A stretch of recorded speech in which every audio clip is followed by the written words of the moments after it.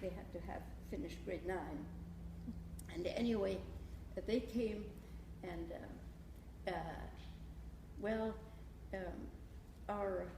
we had this contract with Mackay for a number, not sure how many years, and then that had its problems. The biggest problem was Mackay wanted students that would excel in nursing, and we were interested in the training of these mountain nurses. Many of them, even though after tutoring them, they did not do too well on their entrance exams, so finally that came to an end. After that, that took us, mind you, the government was very kind to us. They were firm, but they were kind, and they said, you can graduate all these students, and we had a total of about 136 graduates. I have to admit that our nursing school did, we were rather famous on the island. Hospitals wrote from the West Coast and Taipei, they wanted our graduates. This Christian service came through, and not all of them were Christians by the time they graduated, and yet there was one nurse who, after 18 years of nursing, left after 18 years of her graduation, said to me at the time of me writing the book, she said, after 18 years, I could not forget what we had been taught in our nursing school. And we taught Bible all the way through our whole curriculum. As we did this, when we changed our curriculum to a 4-year curriculum, and I made that book, and we used that, and changed. We felt that students were maybe not as good in doing analysis in the clinical, maybe not so good in organizing or decision making. They did well in the classroom, but these grade 9 students, they need little help, so we used that book to help them and changed the curriculum to a 4-year curriculum. Okay, I am going to stop. Finally, we closed down the school. We have a practical nursing course in our school now, or in Hualien currently.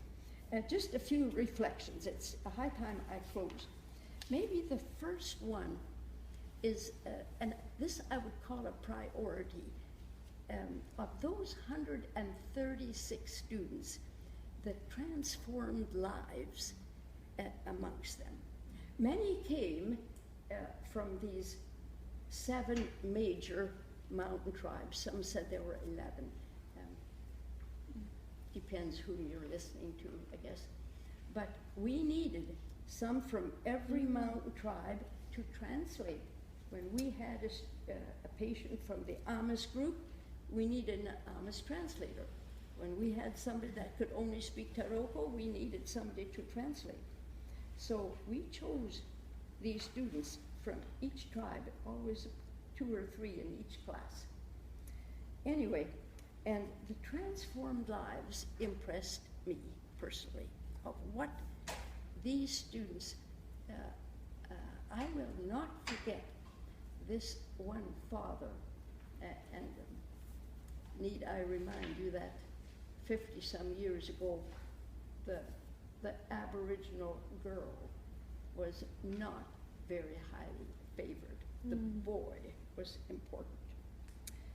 But anyway, this father, he lauded his daughter, who was a graduate from art, so much.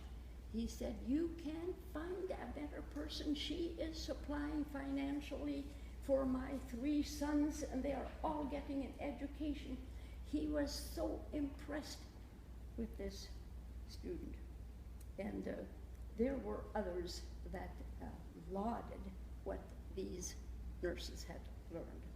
Anyway, That's one reflection. Another one was that, as I mentioned, standards need to be in place, and we here at home also say, yes, our schools need to be registered. But I did have to reflect at the end when we closed down our nursing school, what about institutions that are not approved by governments, and yet they can laud their compassion in their care? I think that to me was very important. Another one was perhaps we should have been more assertive in trying to register and have alternate service. We tried, but maybe we didn't try hard enough. I'll let that be. We always have regrets. The one regret for me, two points.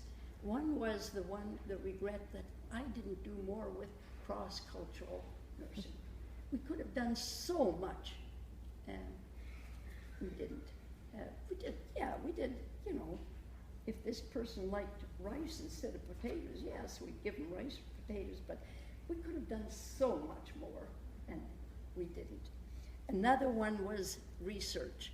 If only we would have had at least a short course in research. I remember my professor in San Francisco saying to me, you know, Sue, if you know how to do research, you will find answers to most of your health problems. I thought that stayed with me, and I regretted that I hadn't done more. And then finally, second last one here, the women, the Aboriginal women, you know, as I mentioned, they had no worth. They came to us insecure, fearful. They weren't valued at all. And yet these students, after their 4-year curriculum, which toward the end that we gave, they certainly came out and found a profession that gave them value. And I felt that was very, very important to us, that they found value in this.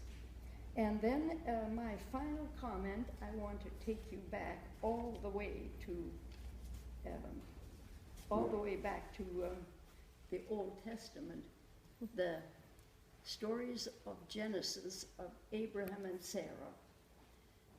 When we think of history, and when we think of Abraham and Sarah, I think it is in Hebrews where we say they didn't live to see their final fulfillment of their journey. Throughout their lives, they remained pilgrims and foreigners. And I have to look here quickly if I can pick up, yes, here. And I want to mention, though this nursing school lasted from 1959 to 1980, it was also an incomplete journey. And I want to quote what one commentator of Genesis, Eugene Roop, says about Abraham and Sarah.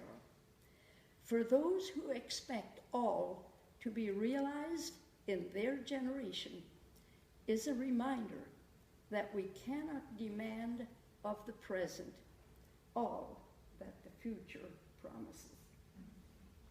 We cannot demand of the present all that the future of this history, this little segment in God's history, promises us. Thank you.